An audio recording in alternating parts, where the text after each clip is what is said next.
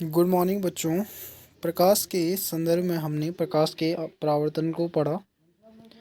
परावर्तन वह फिनोमिना है जिसमें प्रकाश किसी तल से टकराकर वापस उसी माध्यम में वापस लौट जाता है। अब बच्चों प्रकाश के अपवर्तन को पढ़ेंगे। प्रकाश का अपवर्तन क्या होता है?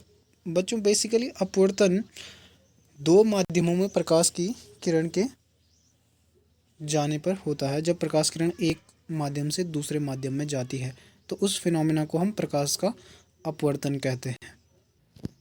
प्रकाश किरण जब किन्हीं दो माध्यमों में अर्थात दोनों माध्यमों में प्रकाश की चाल भिन्न भिन्न होनी चाहिए। किसी एक माध्यम में कुछ और है और दूसरे माध्यम में कुछ और है, तो जब प्रकाश की चाल दोनों माध्यमों में अलग अलग होगी तो हमें अपवर्तन का फिनोमिना देखने को मिलेगा। अपवर्तन बेसिकली क्या है बच्चों कि प्रकाश किरण का अपना पाथ को चेंज करना। जिस रास्ते से वो जा रही है उससे वो थोड़ा सा डेविएट हो जाती है या थोड़ा सा विचलित हो जाती है, क्योंकि वह जो है दूसरे माध्यम में जाने पे उसकी स्पीड या तो कम हो जाएगी या तो ज़्यादा हो जाएगी। डिपेंड करता है कि वो सघन माध्यम से विरल माध्यम में जा रही है या विरल माध्यम से सघन माध्यम में जा रही है।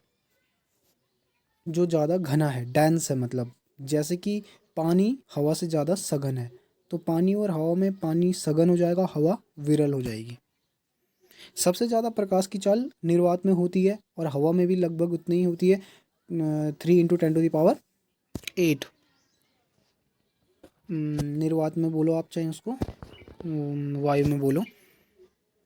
बच्चों यहाँ दे रखा है अपवर्तनांक। अपवर्तनांक क्या होता है बच्चों? निर्वात में प्रकाश की चाल तथा जिस माध्यम का हमें अपवर्तनांक चाहिए उस माध्यम में प्रकाश की चाल के अनुपात को, मतलब हवा में जो प्रकाश की चाल है और उसका क्या अनुपात है उस माध्यम के साथ। यदि आपको कांच के साथ निकालना है तो कांच की स्पीड, या आपको पानी के साथ निकालना है तो पानी की स्पीड, मतलब हवा की स्पीड डिवाइडेड बाई कांच की स्पीड, या फिर हवा की स्पीड डिवाइडेड बाई पानी की स्पीड, तो हम उनका अपवर्तनांक उस हिसाब से निकाल सकते हैं। अपवर्तनांक से बेसिकली बच्चों हमें पता लगता है कि किसी माध्यम का अपवर्तनांक हमें ये बताता है कि उस माध्यम में प्रकाश की चाल हवा से कितनी गुना कम है। जैसे कि पानी की 1.5 है, अगर अपवर्तनांक पानी का 1.5 है तो हवा में प्रकाश की चाल पानी में प्रकाश की चाल से 1.5 गुना ज़्यादा है। इस प्रकार से आप उसको समझ सकते हैं। तो बच्चों अपवर्तन के नियम, या फिर हम इनको स्नेल के नियम भी कहते हैं। अपवर्तन के दो नियम होते हैं बच्चों। पहला नियम परावर्तन अपवर्तन का सेम ही होता है, वहाँ पे परावर्तित किरण की जगह केवल अपवर्तित किरण आ जाती है। तो आपतित किरण, आपतन बिंदु और अभिलंब एवं अपवर्तित किरण, यहाँ पे होता था परावर्तित किरण, अब यहाँ पे आ गया अपवर्तित किरण। ये कोई कांच की स्लैब है, ये हवा से किरण आ रही है। अब जैसे ये जाएगी कांच के अंदर तो इसकी स्पीड कुछ और हो जाएगी, क्योंकि बच्चों कांच का अपवर्तनांक कुछ और है, इसलिए इसकी जो है स्पीड वहाँ पे चेंज हो जाएगी। कोण की ज्या और अपवर्तन कोण की ज्या, ज्या मतलब साइन एंगल को बोलते हैं बच्चों। तो इन दोनों का जो अनुपात है किन्हीं दो माध्यमों के लिए नियतांक होता है। तो साइन हमेशा नियतांक होता है बच्चों, जिसे एक दूसरे माध्यम का पहले माध्यम के सापेक्ष अपवर्तनांक भी कहते हैं। तो स्नेल का नियम भी कहते हैं, स्नेल का नियम भी कहते हैं इसको। Sine i upon sine r is equals to mu, constant नियतांक। तो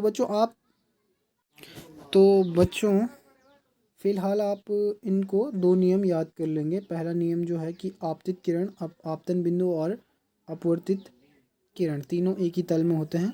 आपतन बिंदु पर जो अभिलंब होता है, आपतित किरण, आपतन बिंदु पर अभिलंब और अपवर्तित किरण तीनों एक ही तल में होते हैं। ये नियम आपने परावर्तन के समय में पढ़ा था। परावर्तन के लिए केवल यहाँ पे अपवर्तित किरण की जगह पे परावर्तित किरण था। अब अपवर्तन के लिए यहाँ पे अपवर्तित किरण आ जाएगा। जब आप अपवर्तन पढ़ोगे तो अपवर्तित किरण आ जाएगा।